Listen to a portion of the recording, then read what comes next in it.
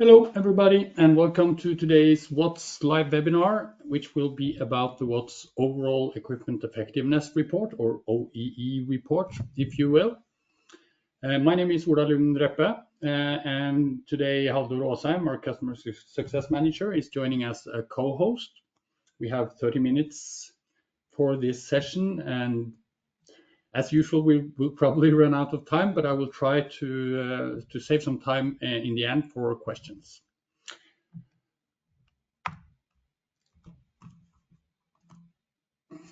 For today's agenda, we will look a little bit at what the OEE is all about, how it's calculated. So we'll look into the factors of availability, performance, and quality. And we'll also look a little bit into the concepts of connection and execution time in WATS. And then we'll do a live demo in the end. And when it comes to the overall equipment efficiency report, the point of this is to identify the percentage of your manufacturing, or in WATS context, that is percentage of your manufacturing testing time that is truly productive. So an OEE score of 100% means that you are manufacturing only good parts as fast as possible with no stop time.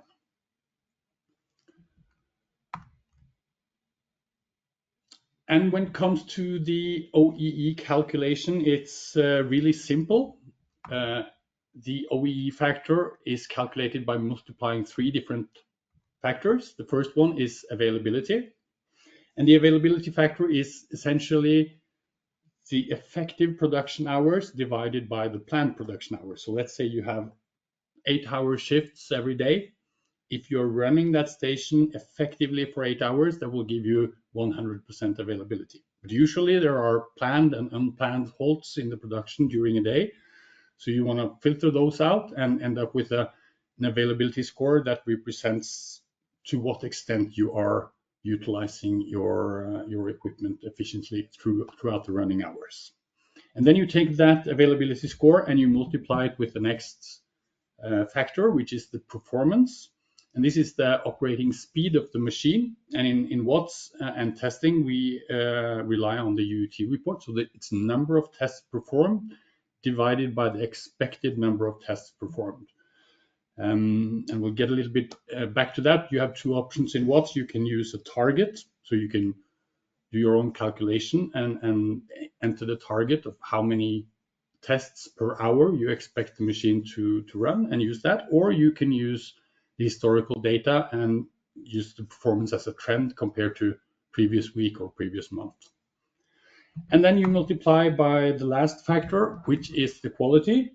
And this is a really simple one. It's simply the number of good units divided by all the units tested. So this is essentially the last pass yield.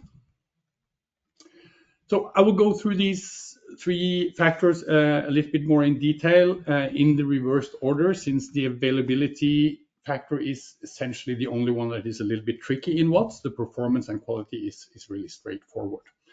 So first of all, the quality, as I mentioned, this is the last pass yield. So if you only produce good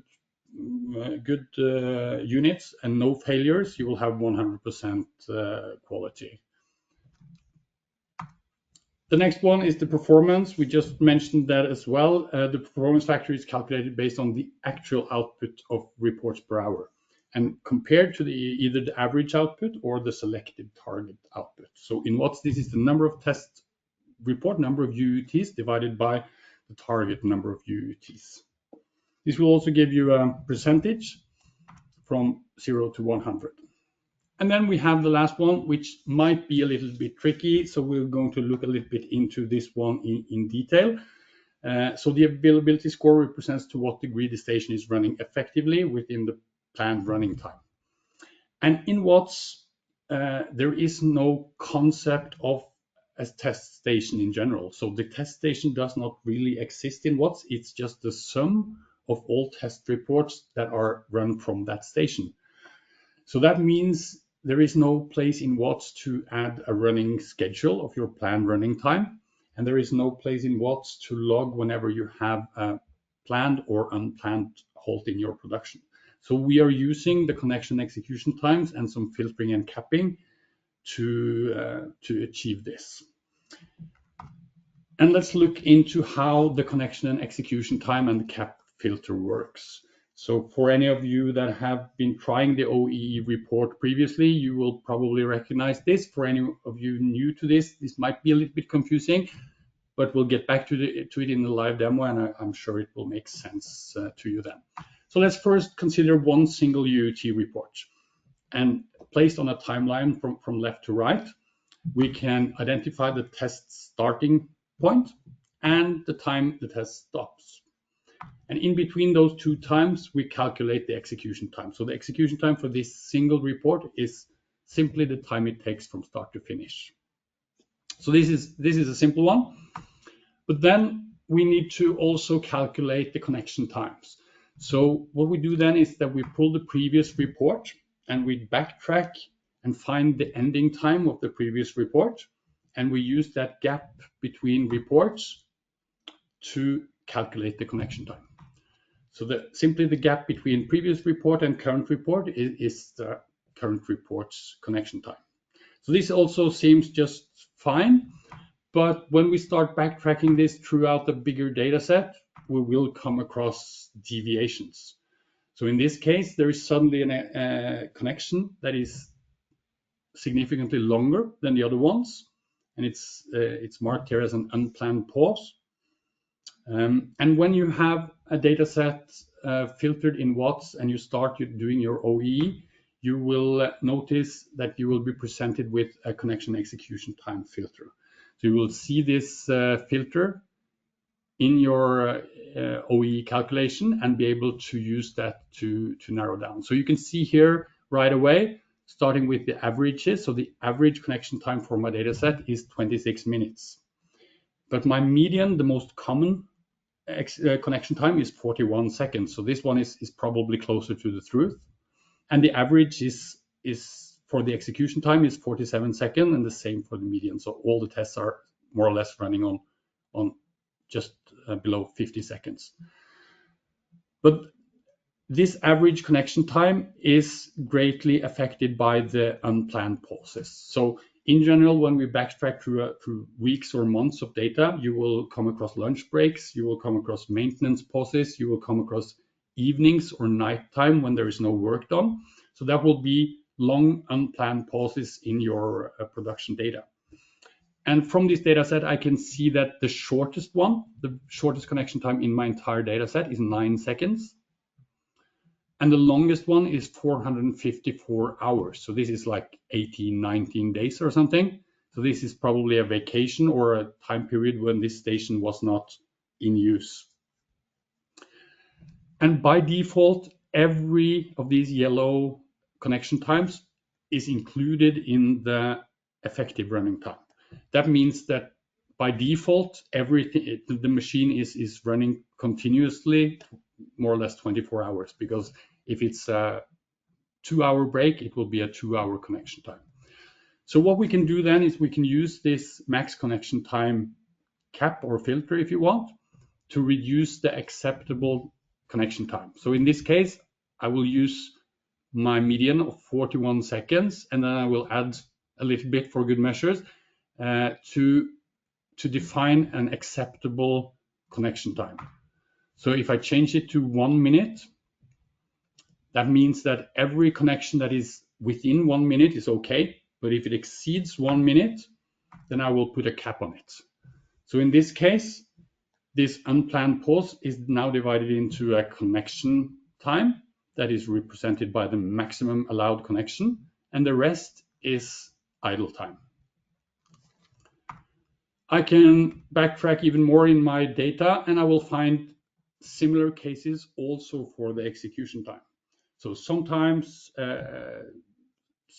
something unexpected might happen in the test, during the test, so the test will just stop or stall, resulting in a long execution time, which is essentially a waste of time if it's unplanned.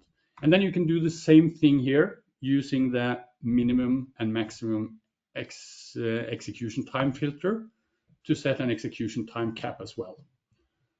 And just like with the connection time, that will split the execution into a new execution time, and the remaining time will be idle time.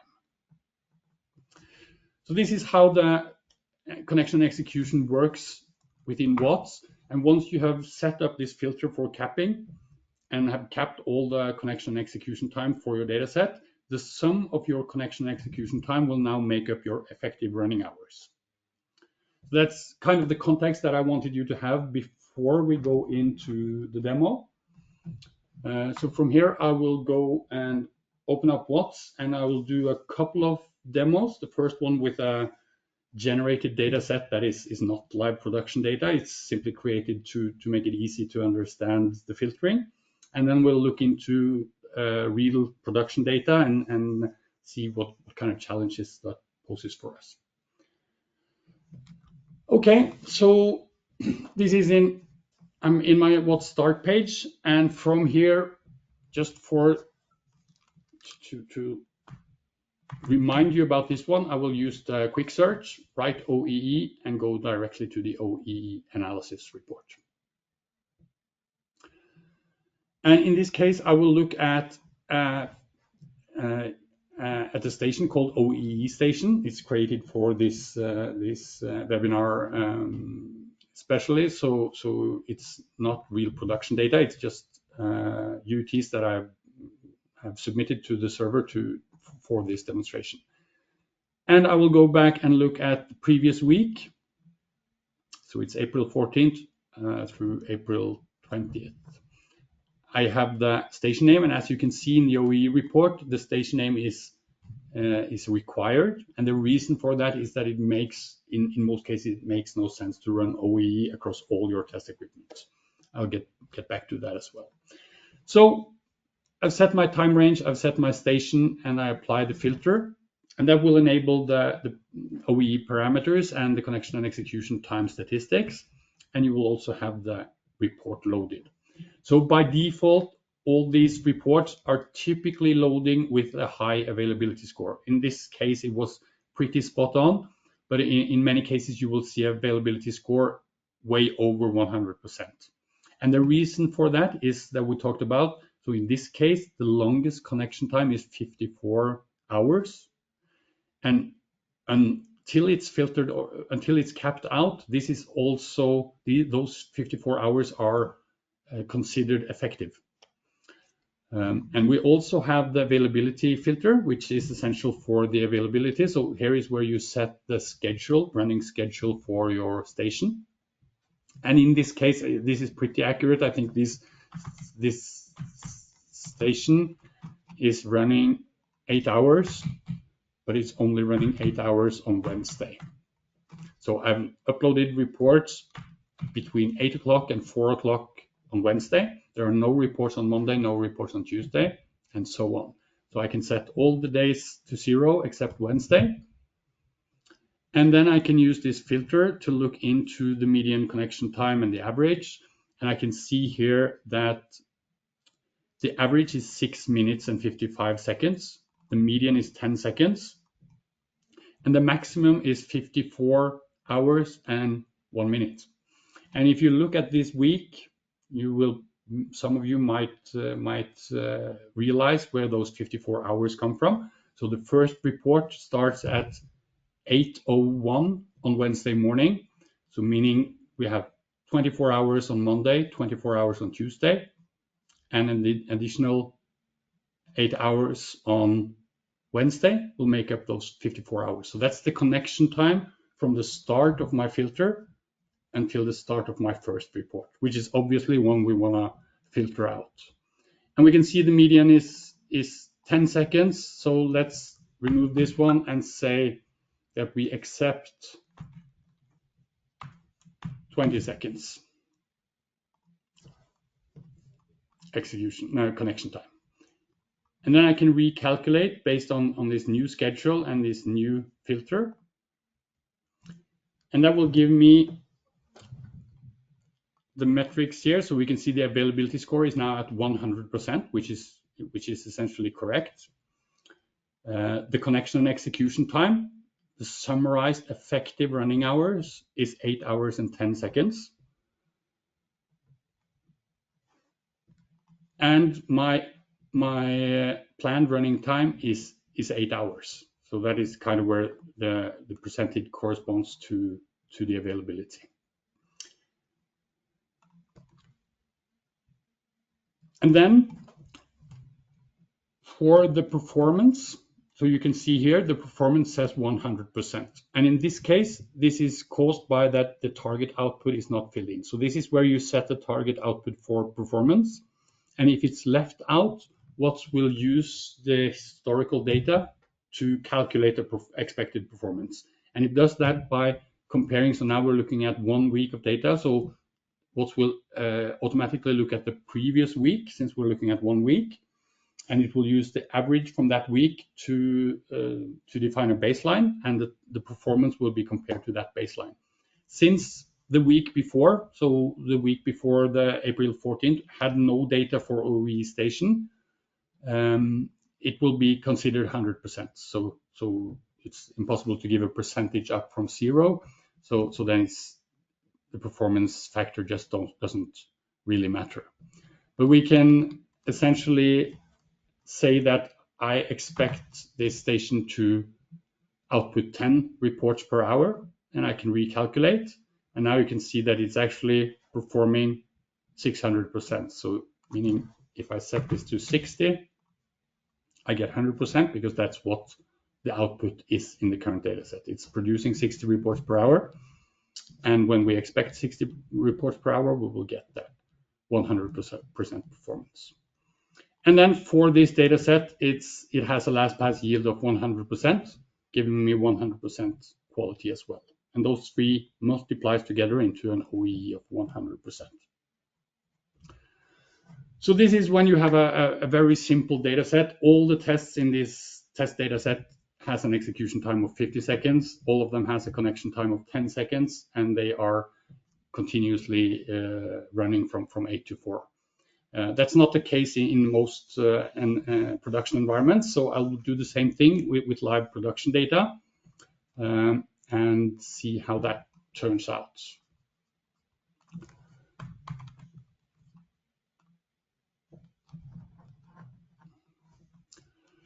So in this case, I will run it for a couple of stations, and that is kind of what something that I briefly mentioned. So essentially, you can use a wildcard and run the report for the entirety of all of your test stations. The problem is that they probably do not have the same scheduled running hours. They probably do not have the same connection and execution time expectations, and they probably do not have the same target output either. So at least you will have to find a group of stations that are more or less doing the same work at more or less the same scheduled hours to be able to run it across several stations. So in this case, I will use some stations that I know are producing the same data. So I have 4 testers here in Czech Republic that are producing more or less the same thing. They're testing the same products in the same process. So I can run the OE for all 4 of them. And in this case, let's use previous week in this time as well. You can easily use longer time periods and get trends over time. But for this demo, I will look at 1 week at a time, and I will apply the filter. And as I mentioned before, from the default settings, we get high availability scores, 252%, 228, and so on, caused mainly by this high max connection time that we see of 67 hours, 9 minutes here, and probably some other ones as well. So the first thing I will do is I will adjust my schedule. I think these stations are running 10 hours a day, more or less, and also on Saturday. And then I will go look at the median connection time, which is 46 seconds, and with an average of 5 minutes 43. The average is, of course, greatly influenced by the really long ones, so I'll more or less disregard that. and I will go down to, let's say, 2 minutes. So any connection happening in less than 2 minutes is okay. If it spends 3 minutes, then one of those minutes is discarded and considered not effective. So now I can recalculate. And now you can see that my availability score it makes more sense. So this one is at 89%, 66%, 57%, and 10%. And I can see the performance as well, 169, 118, 102, and 17.9. These are all based on historical data. So meaning that this station is producing 169% compared to the week before. This one is down and producing only 17% compared to the week before. I can also see the target output here per day. So I can see that it's actually outputting like 20 per hour. If I enter 20, you can see that 2 of them are overproducing and 2 of them, one of them is slightly below. So you can adapt that. And then we have the quality. In this case as well, it's 100% last pass yield, making the quality one not very relevant in this particular calculation. So this is more or less what you need to know to be able to set this up. And when you look into these columns, I can first reset to the defaults to clean it up. So the essential thing we report on is the availability, the performance, and the quality. But you can also add more columns here if you struggle to make sense of these times. So what I can do is I can add the connection and execution time. So this is the calculated sum of connections and executions once the waste is taken away, once the unplanned halts and so on are capped. So including everything up to 2 minutes and all the executions, I end up with this station running 2 days, 5 hours, 32 minutes, and 40 seconds.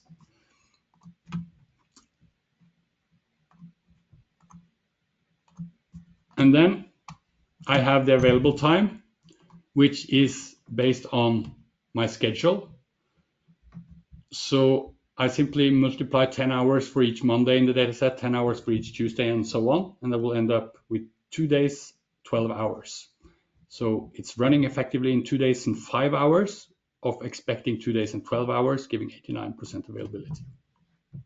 So adding these columns can make it a little bit easier for you to understand the underlying data. I can also use the same thing with the target output per day to look at what the data set is giving me and what the targets per hour results in.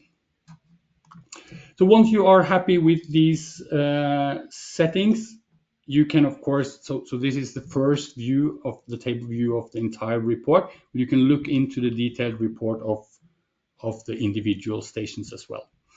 I will not spend very much time in the details of this view because it's really straightforward and doesn't require that much explanation. It's simply a more detailed view of the same data. So I have a daily, weekly, or monthly view where I can see the trend.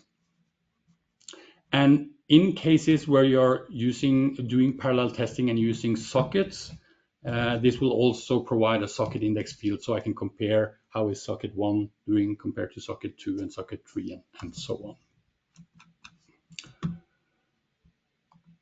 Okay, I see we have 5 minutes left, so if there are any questions at this point, Haldur, we can probably address that. No questions yet, Ola. No questions. Perfect. Then I have 2 more things that I want to mention that makes this a little bit harder. So I mentioned that you have to look at reports that are doing the same work in the same working hours. But what to do if you have one test station that is doing 2 vastly different things? So let's say from Monday to Wednesday, it's testing one product that has totally different specs than the product it's running from Thursday to Saturday. And there's no one simple answer to that, but in most cases, you would have to consider doing it in 2 different passes to make one OEE calculation that is from Monday to Wednesday, and you enter no time and you filter for that part number you're looking for. That way you will have an isolated OEE for Monday through Wednesday, and then you can do the same thing from Thursday to Saturday with new settings. And yes, it might be frustrating to set up all these filters, but despair not, because you can make an OEE dashboard out of this. So you can add any of these widgets to the dashboard and predefine the settings. So you could easily make an OEE dashboard with one widget for each station, where you have all these settings predefined. The other tricky topic is the socket index. So in general, I just want to show you how that will appear. So when you have stations that are using sockets, and the socket index in WATS is simply a way of identifying the position in the rack when you are testing more than one device at the same time. That means it can be a slot in the rack, but it can also be a panel when you are testing PCBs on a panel. So that means that in some cases you might have a test station that is running 4 panels for some products, 4 boards per panel for some products, 8 boards per panel for some other products. And that will cause some issues the same way as different products will do. So in this case, I see this station coming up here, and this exclamation mark here, it notifies me that this station is using test sockets.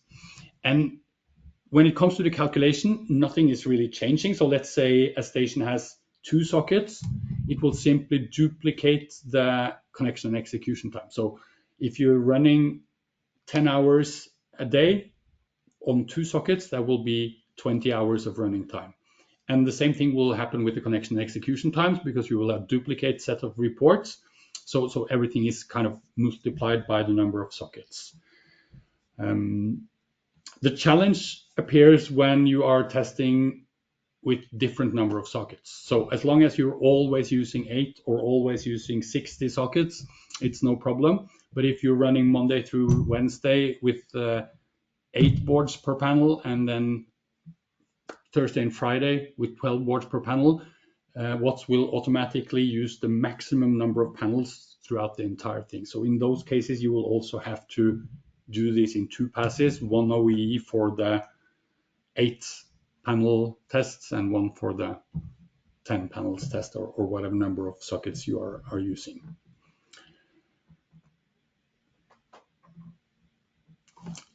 Okay, so the last thing I will do, without filtering this in any way, I will just simply open the test socket OEE so you can see the difference and the statistics that we can get per socket. So you have the same period grid. Then you have the period chart. So let's say for days. And then you can look at this one. Now that we have sockets, we can look at it for every socket. And in this case, it's 88 sockets in use. So I can see this for each of the sockets and see how the trend is over time. I can also see a summary of all the sockets. And here I can see that most of them are running at a pace of 12 test reports.